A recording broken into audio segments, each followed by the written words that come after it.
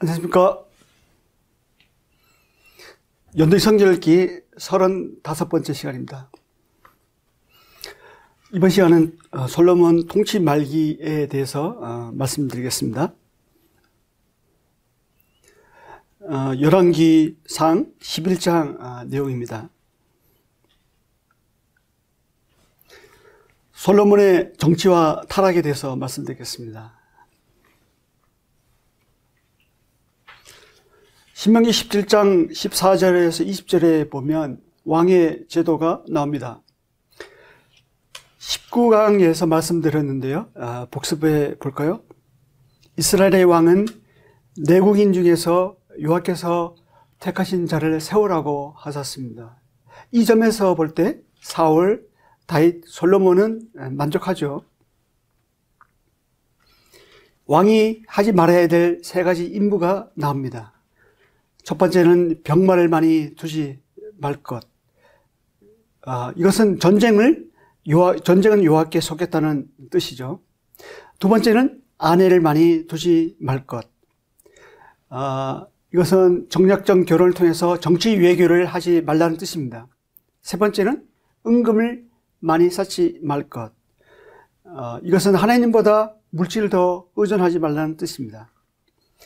반면 왕이 해야 될 한 가지가 나오는데 세 가지는 하지 말아야 될 것이지만 해야 될 한 가지 임무가 나옵니다. 그것은 율법책을 평생에 자기 옆에 두고 읽어 그 하나님 여호와 경외하기를 배우며 이 율법의 모든 말과 이 규례를 지켜 행할 것이라. 세워진 왕은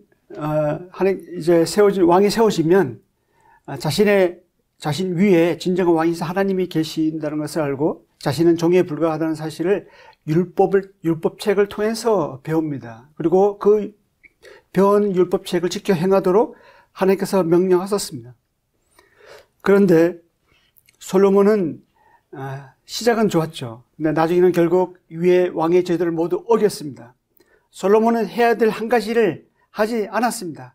그 해야 될 한 가지를 하지 않으니까 하지 말아야 될 세 가지를 자연스럽게 하게 되었습니다.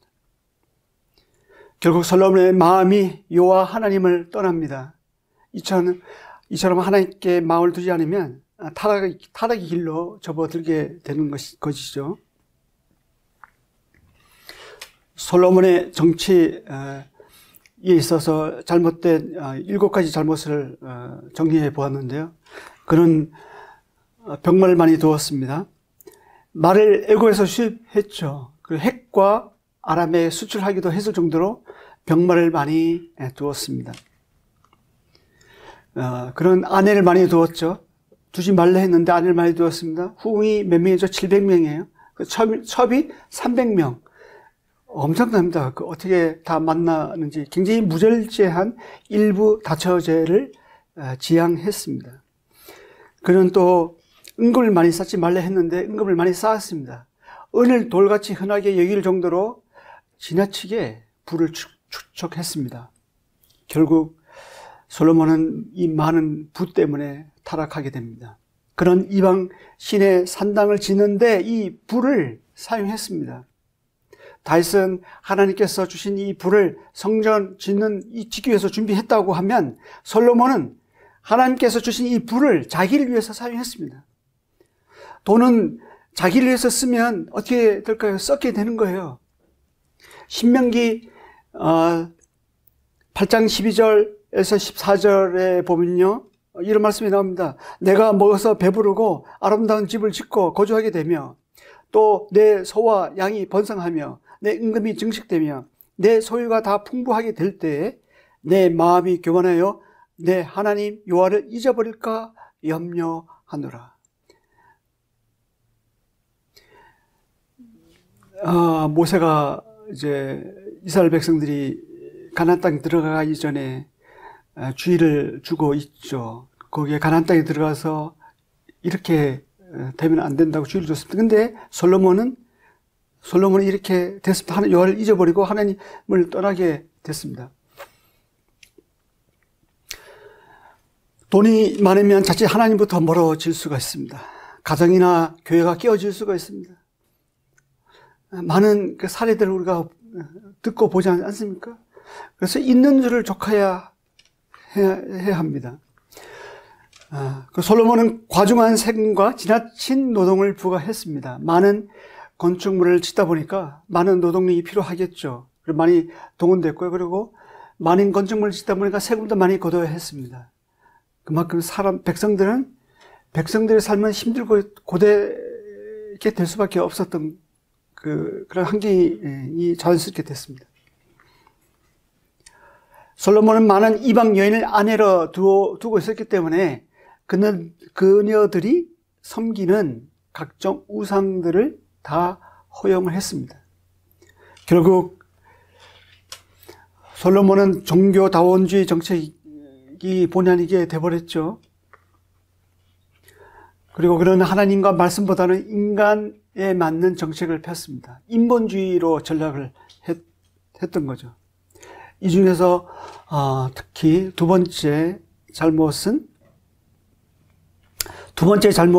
벌이니까 이제 5번째에서 7번째 잘못이 확장되어 갔습니다. 결국 솔로몬의 마음이 하나님을 떠나는 비극이 초래가 되었죠. 11장은 솔로몬의 타락이 어떻게 점차 진행되었는지 보여줍니다. 이것이 이스라엘의 나라를 남북으로 분열되게 만드는 결과가 됐습니다.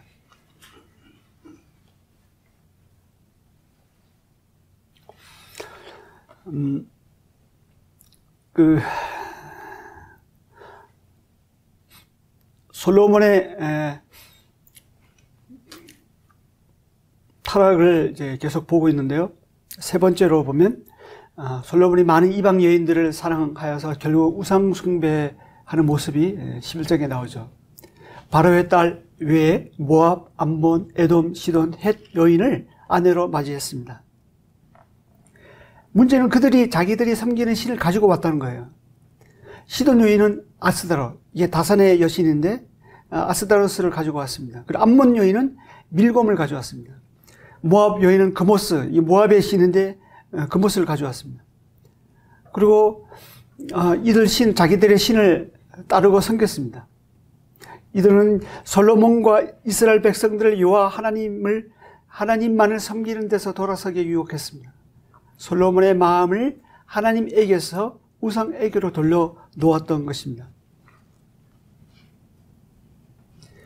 11장 2절에 보면 여호와께서 일찍이 이 여러 백성에 대하여 이스라엘 자손에게 말씀하시기를 하셨으나 솔로몬이 그들을 사랑하였더라고 나옵니다. 즉 솔로몬은 이방 여인과의 혼인을 그만 여호와의 말씀을 알고 있었습니다. 그렇지만 그만 말씀이 출애굽기 34장에 나오고 신명기 7장에도 나오고 여호수아 23장에도 나오는데 이 말씀을 솔로몬이 모를 리가 없겠죠. 하지만 그는 이 말씀을 알았지만 이방 여인을 더 사랑했습니다. 결단을 내리는 것은 사람의 마음에 있죠. 그리고 사람은 누구나 더 가치 있는 것을 선택하고 따르고 사랑하게끔 되어 있습니다. 솔로몬은 하나님보다는 이방 여인들과 우상숭배에 더 가치를 두게 됐습니다. 그리고 그것을 선택해서 영적 타락의 길로 접어듭니다. 솔로몬은 성전 봉헌 기도를 마치고 백성들에게 연설한 내용을 스스로 저버렸습니다. 열왕기상 8장 61절에 보니까 그런즉 너희 마음을 우리 하나님 여호와께 온전히 바쳐 완전하게 하여 오늘과 같이 그의 법들을 행하며 그의 계명을 지킬지어다 라고 했지만 솔로몬은 본인 스스로는 이걸 지키지 못했죠. 참으로 슬프고 안타까운 현실입니다. 그 결과 남북이 분열됩니다. 11장 11절에 솔로몬이 받은 지혜와 부의 복이 오히려 하나님을 떠나게 하는 저주가 되었습니다. 세상은 지혜와 부의 많은 것이 복의 기준이 됩니다. 그렇게 생각을 합니다. 그렇지만 하나님은 자신과 관계하는 것이 복 있는 자라고 하십니다. 시편 1편에도 그걸 잘 설명해 주고 있죠. 저나 여러분이 물질의 복이 아니라 하나님과 함께하는 복을 누리는 저는 여러분이 되면 좋겠습니다. 다니엘 왕국 시대 마지막 왕이 솔로몬에 대해서 정리해 보겠습니다. 솔로몬은 1000번제를 드렸습니다. 3장 4절에 나오는데요. 1000번제라고 하면 우리가 번제를 1000번 반복해서 들었나 생각이 들 수가 있는데요. 같은 사건을 기록하고 있는 역대하 1장 6절에 보니까 더 정확한 표현이 나옵니다. 1000마리의 희생을 번제로 드렸더라. 이건 1000번의 반복이 아니라 솔로몬이 1000마리 번제를 한 번에 드릴 정도로 하나님께 대한 헌신이 남달랐다는 뜻이죠. 솔로몬은 지혜의 왕입니다. 이 지혜는 이전에도 없었고 이후에도 없으리라고 말씀하셨는데 3장 12절에 하나님이 주신 이 지혜로 백성들을 공의롭고 정의롭게 재판하였습니다. 수많은 잠언과 시편을 지었습니다. 그런데 그 지혜로 하나님을 배우고 섬기는 데에는 사용하지 않았습니다. 하나님이 주신 지혜가 너무 탁월하고 우수하다 보니까 점점 갈수록 지혜의 근본이신 하나님을 의지하지 않았습니다. 자기 지혜로 모든 것을 해결했습니다. 솔로몬에게 부도 함께 있었으니까 그가 하나님께 기도하지 않은 것이 되겠죠. 하나님께 기도할 필요성이 이제 없어진 것이 되죠. 솔로몬의 지혜는 사법적인 지혜, 곧 통치의 지혜입니다. 일반적인 영역에서의 지혜를 말합니다. 율법을 순종하는 지혜와 좀 다르죠. 말씀을 순종하는 지혜는 어디서 올까요? 말씀을 순종하는 지혜는 율법에서 옵니다. 신명기 4장 5절 6절을 보면 너희는 지켜 행하라. 이것이 여러 민족 앞에서 너의 지혜요 너의 지식이라 말씀하셨습니다. 성경에 보면 많은 확식, 많은 지혜, 많은 기적 체험들이 사람을 변화시키고 하나님을 섬기게 하지 못한 것 같습니다. 성경 자세히 보면 그것을 알 수 있는데 이스라엘 사람들이 광야에서 얼마나 하나님의 기적들을 많이 체험했습니까? 그렇지만 그들이 하나님을 가까이 했나요? 다만 우리가 말씀을 가까이 하고 말씀을 지켜 행할 때 성령님이 때에 맞는 지혜를 주십니다. 그리고 그 지혜로 우리가 하나님을 섬기도록 인도하시는 거예요. 그래서 우리가 성경을 많이 읽어야 되는 이유가 여기 있습니다. 하나님 말씀에서 하나님을 경유하는 지혜가 옵니다.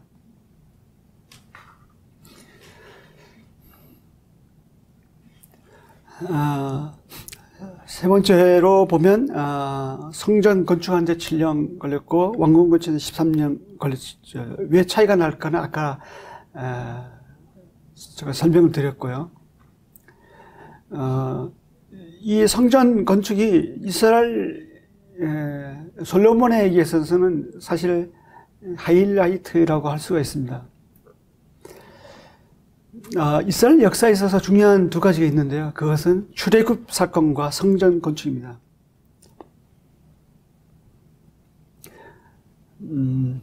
솔로몬은 성전과 왕국을 다 지은 다음에 히람에게 갈릴리 땅 20성읍을 줍니다. 9장에 나와 있는데요. 이는 이렇게 한 것은 기업의 땅을 이방인에게 주게 된 경우가 됐는데 율법을 어기는 행위를 했습니다.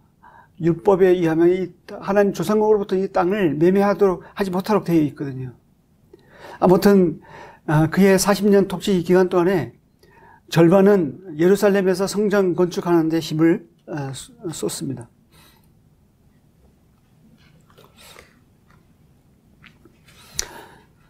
솔로몬은 네 번째로 보면 많은 수많은 이방 여인들을 아내로 두었습니다. 통치 말기에는 타락한 삶을 살았죠. 후궁이 700, 그다음 첩이 300명으로 나와 있는데요. 그녀들이 솔로몬의 마음을 돌려서 하나님을 떠나게 했습니다. 솔로몬이 힘이 없어지니까 점점 부인들이 마음대로 하기 시작했습니다. 그래서 왕궁이 우상으로 가득 찼고요. 나중에는 성전에서까지 가득 차게 되는 비참함에 처하게 됩니다. 우리 아가서 6장 8절 9절에 보면 왕비가 60명이요 후궁이 80명이라 시녀가 무수하되 내 비둘기 내 완전한 자는 하나뿐이로구나. 먼저 이 말씀에서 우리가 알 수 있는 것은요, 아가서는 솔로몬이 타락하기 전에 쓰여졌다고 보여집니다. 말씀에 의하면. 왜냐하면 왕비가 60명, 후궁이 80명이었으니까 통치 초기라고 할 수가 있죠. 이때는 아버지 다윗의 본을 따라 행했습니다. 그리고 하나님을 사랑하고 경외했습니다.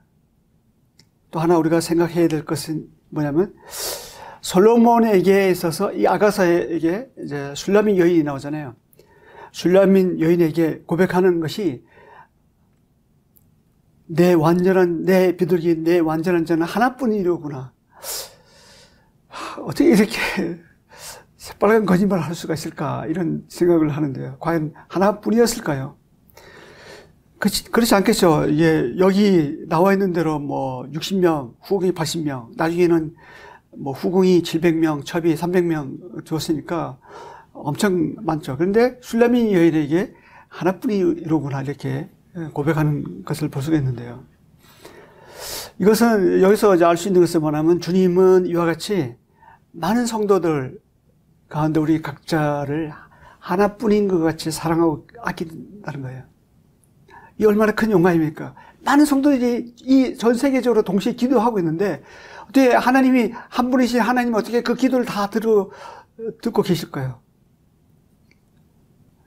성도들이 그 많은데 하나님은 내가 너를 사랑한다. 마치 이 세상에는 다 잃어버려도 너 하나 때문에 내가 이 세상에 왔다. 너를 위해서 내가 십자가에서 내 몸을 내어주고 피를 흘렸고 너를 위해서 다시 올 것이다. 이렇게 말씀하셨습니다.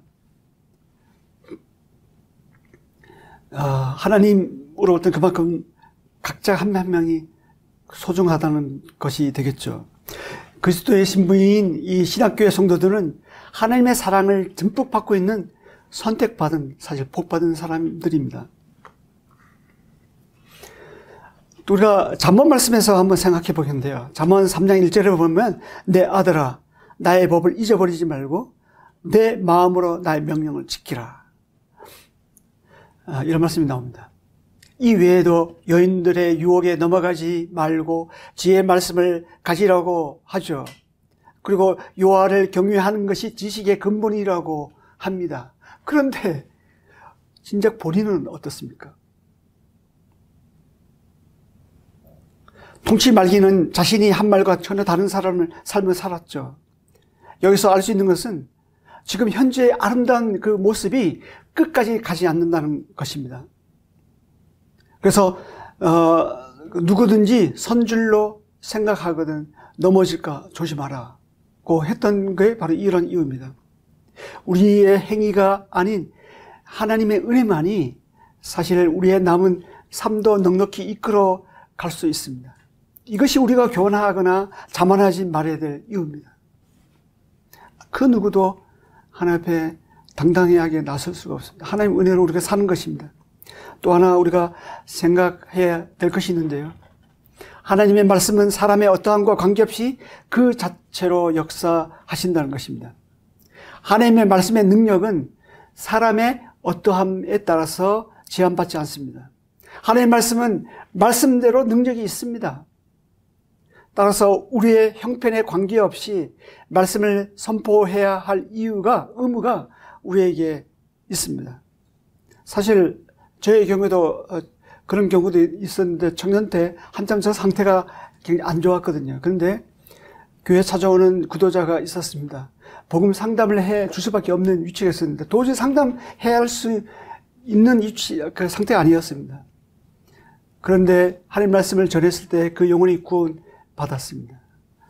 그때 제가 느낀 것은 하나님 말씀은 순종하는 거구나.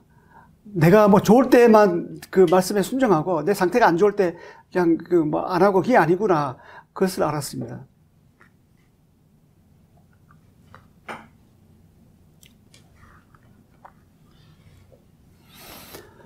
그리고 전도서에서 우리가 한번 생각해 볼 수 있는데요. 전도서 2장 7절에서 11절 보면 모든 자들보다 내가 소와 양떼의 소유를 더 많이 가졌으며 금과 왕들의 소유한 보배와 여러 지방의 보배를 나를 위하여 쌓고 또 노래하는 남녀들과 인생들이 기뻐하는 초첩들을 많이 두었노라.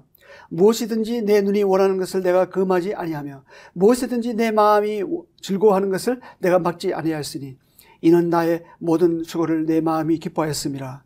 그 후에 내가 생각하여 본즉 내 손으로 한 모든 일과 내가 수고한 모든 것이 다 헛되어 바람을 잡는 것이며 해 아래서 무익한 것이로다.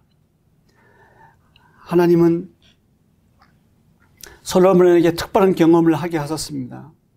돈, 쾌락, 명예, 인기, 권세, 이것이 사실 우리가 원하는 것이잖아요. 모든 사람들이 이걸 원하고 있는 것입니다. 이걸 위해서 노력하지 않나요? 바라는 것입니다.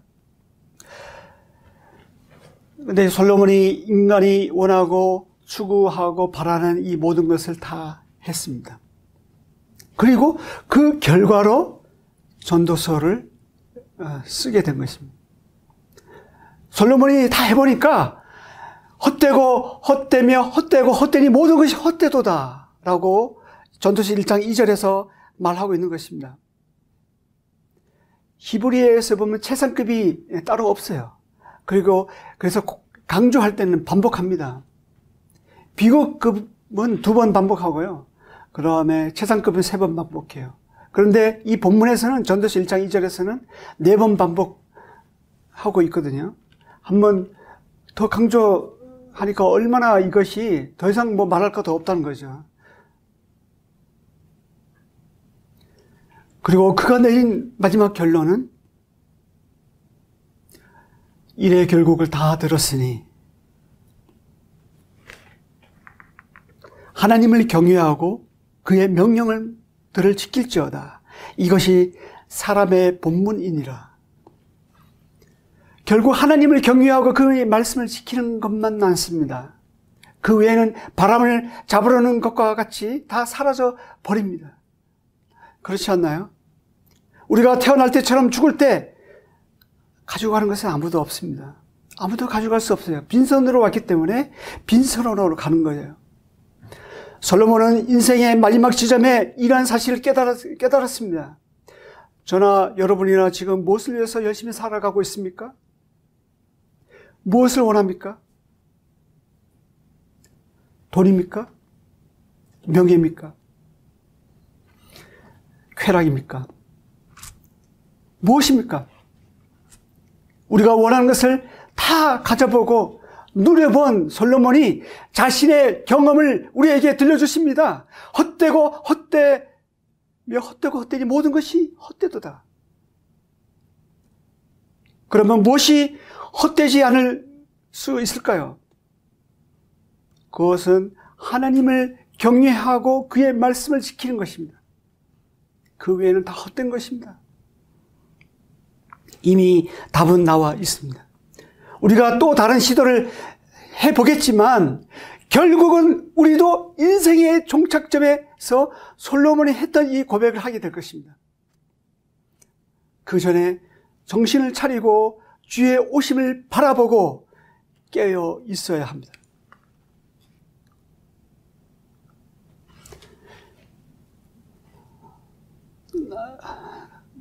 다윗 왕국 시대를 다윗 왕국 시대를 정리하면서 세 왕들 한번 비교해 봤습니다. 사울, 다윗, 솔로몬이 나오는데요. 첫째 인명부를 보면 사울은 사무엘로부터 기름 부음 받죠. 그리고 이스라엘 온 백성으로부터 왕으로 추대됩니다.